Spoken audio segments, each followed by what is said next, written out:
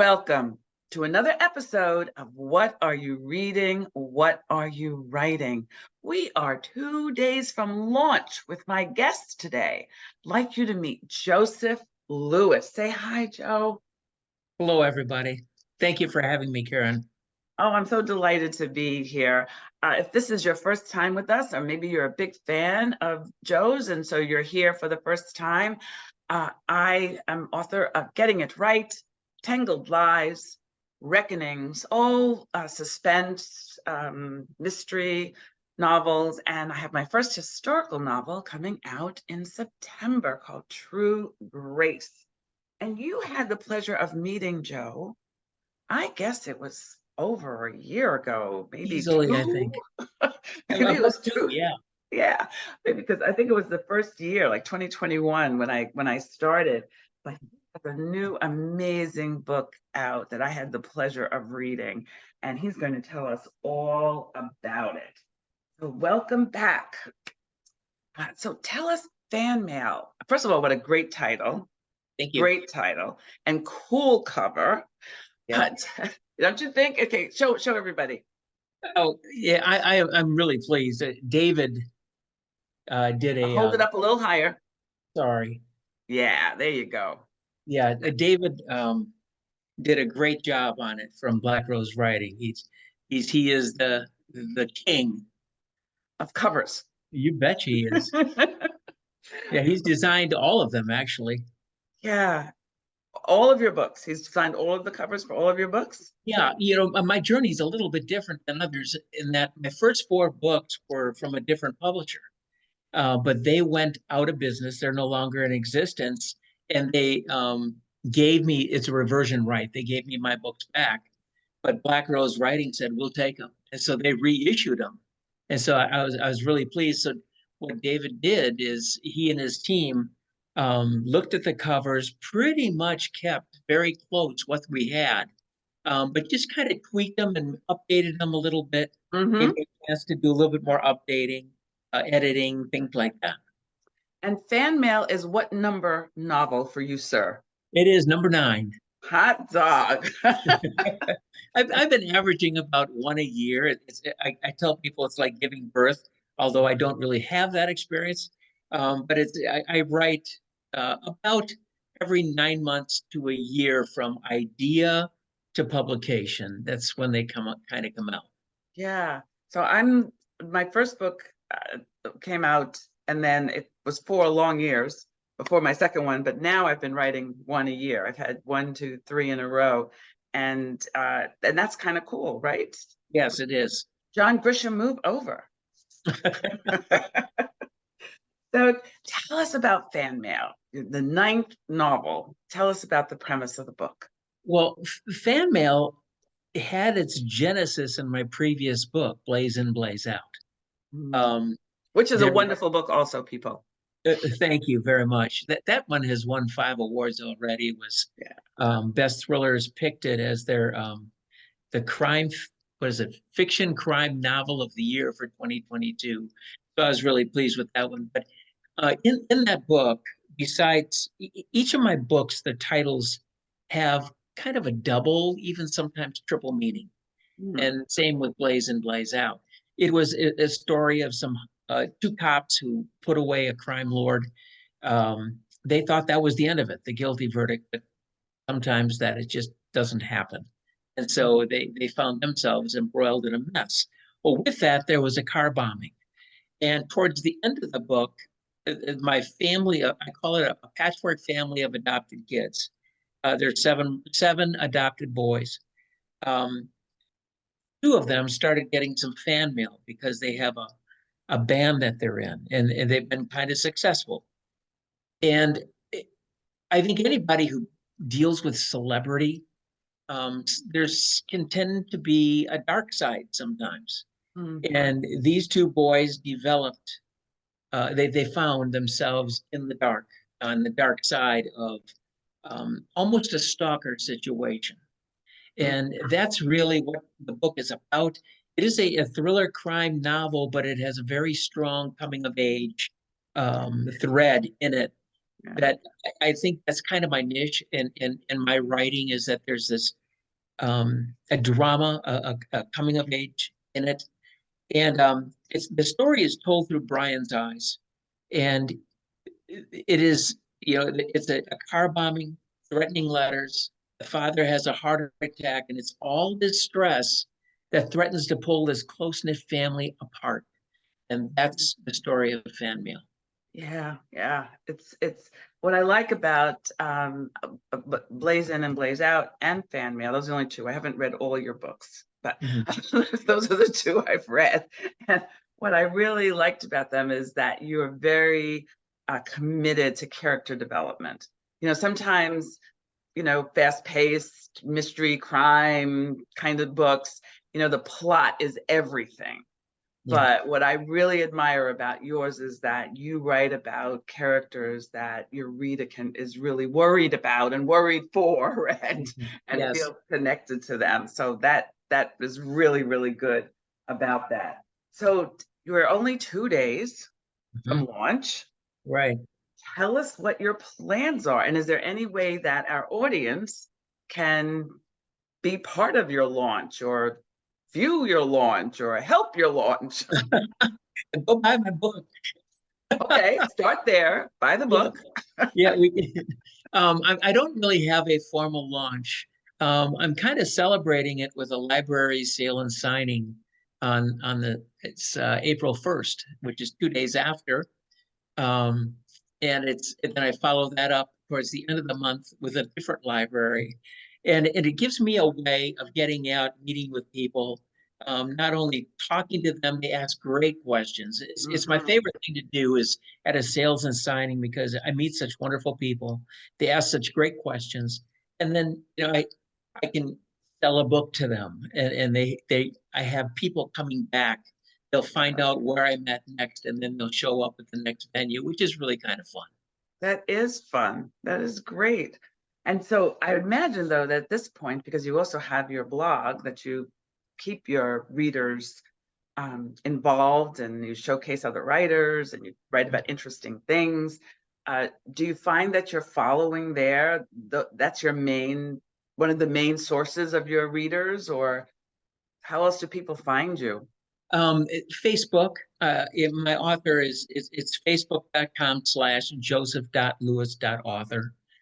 You can find me there. My blog, my author's website is www.jrlewisauthor.blog. It's real easy to find me. And on that site, what I try to do is give people some tips or ideas about writing as I make mistakes and learn from them and grow from them.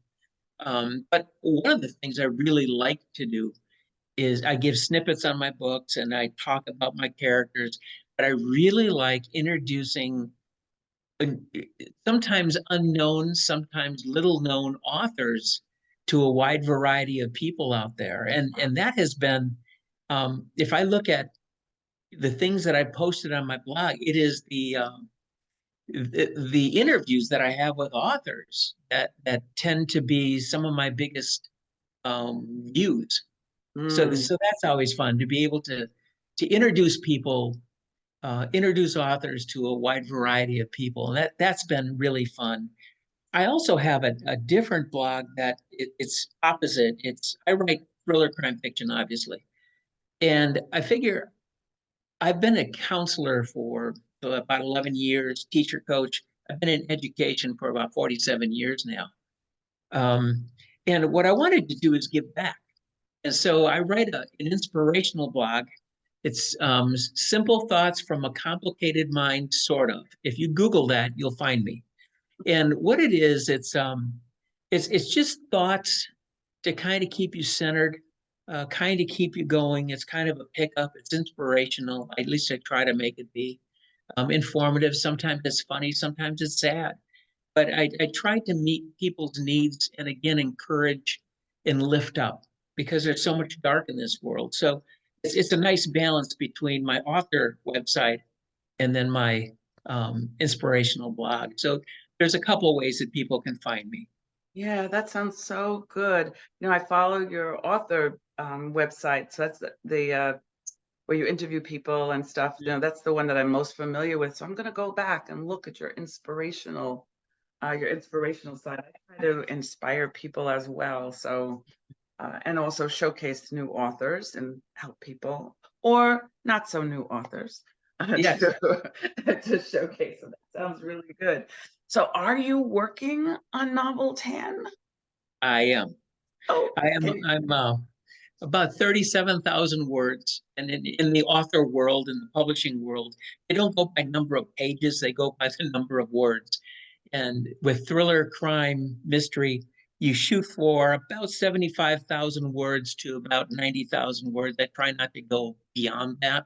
Mhm. Um, and I'm about a third of the way done with the book. I Mhm. really like where it's headed. It's called At Any Cost. And what it does is it revisits one of my earlier books, Caught in a Web. Um, in that book, there were a group of, well, four individuals that made a promise to each other. And they knew that if they kept the secret, their lives would be okay.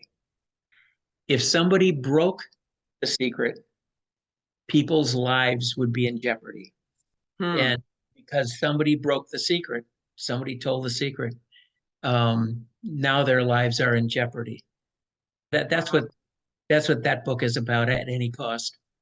How fun. And to link it back to a Yeah. previous book. So people are going to want to go back and read that book. That's very Yeah. smart. That was, Thank that you. was, that was That one was a Pencraft Literary Award winner, and Best Thrillers actually called it one of the best crime fiction novels of 2018. And so that was a fun one to write. It featured one of the brothers, George, who's a full-blooded Navajo Indian. It featured him. He was in the spotlight. And I always have a group of three cops, Graf, O'Connor, and Nesselman. They weave in and out of my books, all of them. yeah. Yeah. That's excellent. So one of the things we like sharing is your reading habits, Yeah. because that's really important to our audience. And I wonder, like, so many books over the course of my life have had an impact on either my life itself or my writing. And I Hmm. wonder if there's any books that you could share with us that really had an impact on you on a personal way or I would writing. say that there are three. The first one is Lord of the Flies by William Mm, Gold. And to me, it was such a fine book, but at the same time, it's such an awful book in that the premise is that without structure, society falls apart. And I'm kind of a Pollyanna in that I believe that people are inherently good.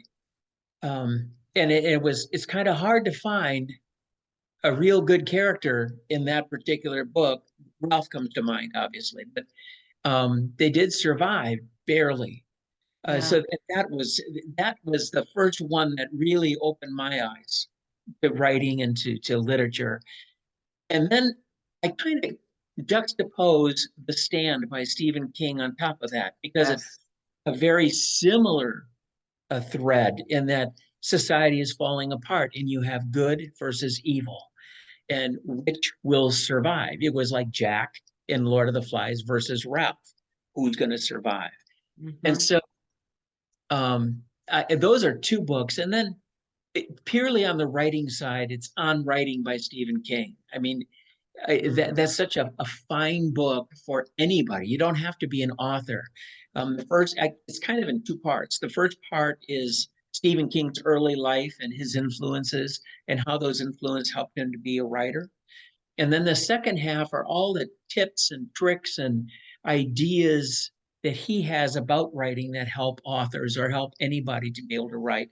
So those are three that I would point to that really have impacted me as not only an author, but as a person. As a person, wow, those are really three great books. So is there something that you have read recently Sure. that you could recommend to our audience? I'm reading a series by Mark Dawson, who's an English author, independent. He, I don't even know that he's with a brand name Big Six publisher, but his writing is really terrific. It's a thriller mystery kind of thing. He has flawed characters, and I'm partial to flawed characters. Yeah, me You, too. yeah, you find that in my writing, and I think we identify as readers with flawed characters because we are flawed ourselves. Hmm. It's nice. I've been reading him right now. I'm on his number 4 called Sword of God. And at the same time, I'm reading a nonfiction book, James Patterson by James Patterson. And Ah, and that is, people have described my style of writing very much like James Patterson, short chapters. Um, each chapter kind of is a story unto itself, and then all of a sudden there's an explosion at the end. Um, and what I like about Patterson's book is that he truly is a fine storyteller. He talks about his early life and his influences and how he fell apart and how he fell down and got himself back up. Uh, and it's one of those books where you don't read from cover to cover in 1 or 2 or 3 nights. mm, It's like drinking wine. You sip it, you don't gulp it. And it's that kind of a book. But those are 2 books. One author, Mark Dawson, if your readers are interested in crime fiction mystery, he's one to pick up in a hurry. You're going to like him. The first book is called The Cleaner.